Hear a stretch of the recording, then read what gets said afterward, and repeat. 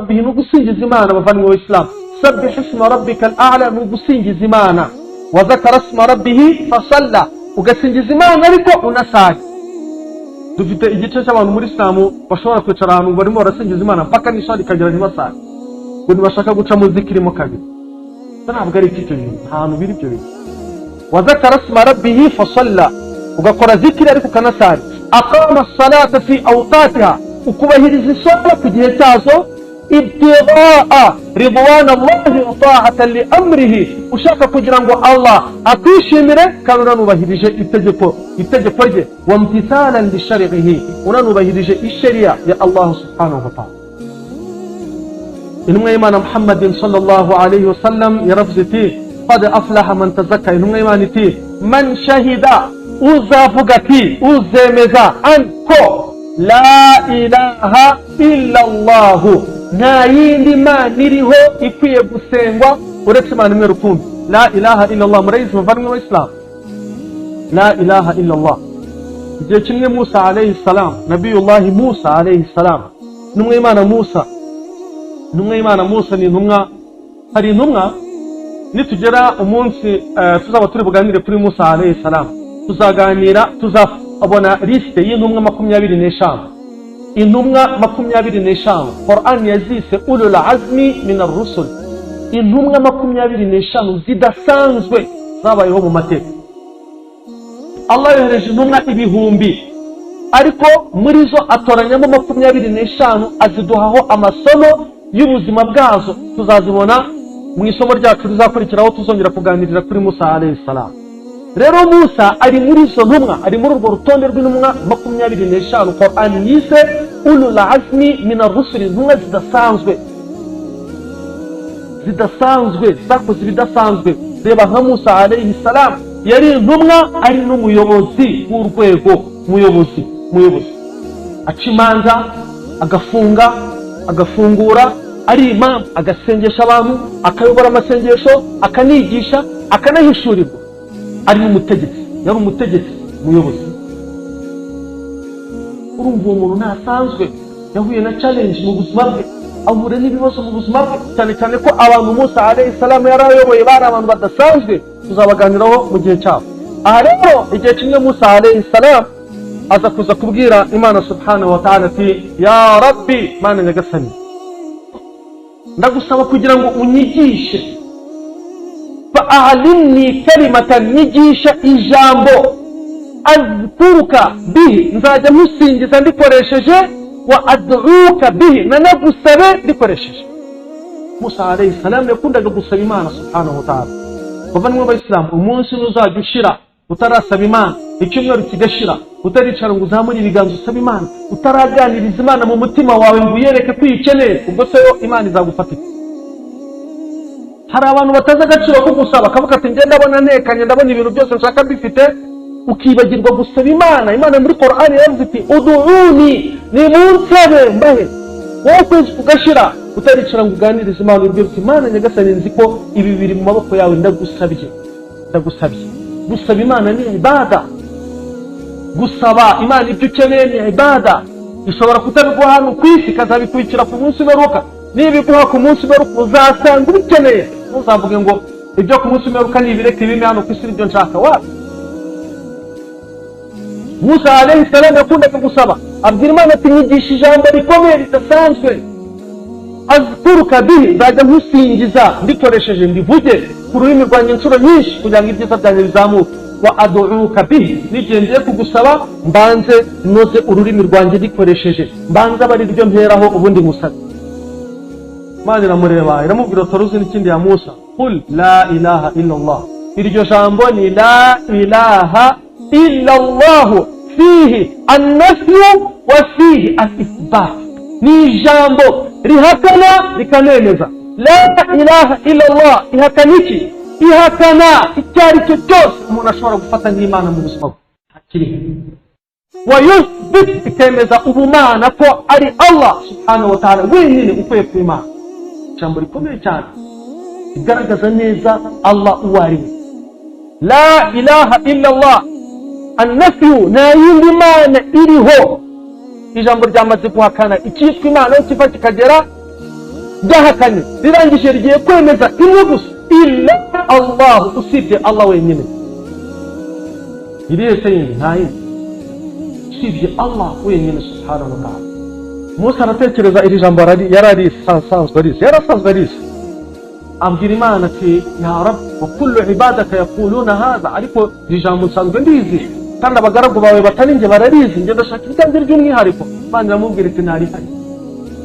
ya Musa, law akhadta la ilaha illa Allah waja'altahu fi kiffa, uramutse uzanye umunzani wa balance ufite ibisahani bibiri, ugafata la ilaha illa Allah ukayishyira ku gisahani kimwe, warangiza ugafata ad-dunya wama fiha as-samawati wal ard wama bainahunna, ugafata isi n'ijuru n'ibiri hagati yabyo ukabishyira ku kindi gisahani, malat bihim la ilaha illa Allah, ijambo la ilaha illa Allah igisahani cyabyo cyamanuka kikicara hasi, ibyo bintu bikaguma hejuru birimo bitendera, cyumweru kigashira bitarakunyura ku rurimi, uri kuritekerezaho ngo wemeze ko nta yindi Imana iriho, ku rurimi ndetse no mu bikorwa.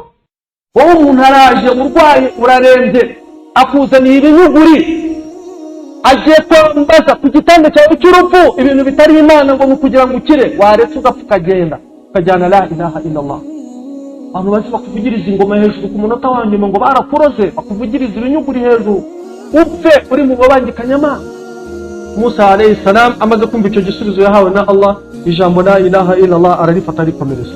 aha rero n'intumwa Imana itubwira iti man shahida an la ilaha illa Allah, uzemeza ko nta yindi Mana iriho ikwiye gusengwa uretse Allah, wa khala'a al-andada, ibigirwamana byose aho biva bikagera akabishyira kure. rero bavandimwe b'Islam, hari ukuntu umuntu ushobora gutekereza ko al-andad, ibigirwamana ari ibibaje, ariko ushobora no kugira muri wowe imyumvire y'ibindi bintu utekereza nk'Imana kandi atari zo. ukaba muri wowe ufite imyumvire yo kuba usesengura yasanga nyamara iki kintu uko ugifata ni nk'ikigirwamana, nubwo rwose kitabaje ngo kibe kiri ahantu. rero mugomba kwicara mubizi, kandi muzi neza ko buri kintu kiba kiri mu mwanya wacyo, usibye Allah subhanahu wa ta'ala wenyine niwe uri mu mwanya wo kuba Imana. qul inna salati, babwira uti isala zohora, wa nusuki, ibyo nkora mu mutambagiro mutagatifu, alhajju wal umra, wa mahyaya, ubuzima bwanjye nk'uko turi hano ku isi, wa mamati, n'urupfu rwanjye n'igihe nzapfira n'uko nzapfa, lillahi rabbil alamin, biri mu maboko ya nyagasani Allah subhanahu wa ta'ala. nta muntu ushobora kuvuga ngo pfa igihe cyawe cyo gupfa kitanditse kwa nyagasani ngo bikunde bishoboka. uzasome surati Yasin uzabisangamo. surati Yasin, umugabo w'umubwirizabutumwa yaraje asanga abantu barimo barahohotera intumwa, ariko intumwa bayifitiye akoba batari buyice, ariko we bamufata nk'umuntu usanzwe bashobora kwica ntiyagire inkurikizi. baramubwira bati nongera kutwiyama ku byo turi gukora iyi ntumwa turaza kuza kukwica. arababwira ati none se, iyo ni inkuru iri muri surati Yasin, arababwira ati none se nimunyica muraza kunguka iki? ese ngenda aza kuba muhombye iki? arakomeza ababwira ibyo yagombaga kubabwira, barangije baramufata baramwica.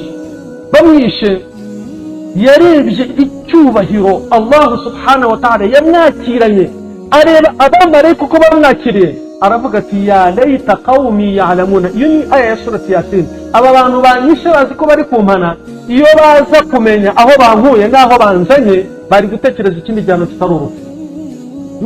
iyo nkuru iri muri surati Yasin uko yanditse. aha rero uzemeza ko nta yindi Mana iriho usibye Allah, wa khala'a al-andada, ibigirwamana biri physical n'ibiri logical kabikora mu mutwe wawe, kabuzi ko nta kintu kiriho kiruta Allah subhanahu wa ta'ala, nta kiriho. wa shahida anni rasulullah, akemeza ko Muhammad sallallahu alayhi wa sallam ari intumwa y'Imana, wa dhakara isma rabbihi, agasingiza Imana, agakora azkari, fasalla, akita no kwisala الصلوات الخمس والمحافظة عليها والاهتمام به. uyu ni umuntu wo mu ijuru bavanywe w'Islam. aha rero hari hadith yakiriwe n'umusangirangendo w'intumwa y'Imana Muhammadin sallallahu alayhi wa sallam,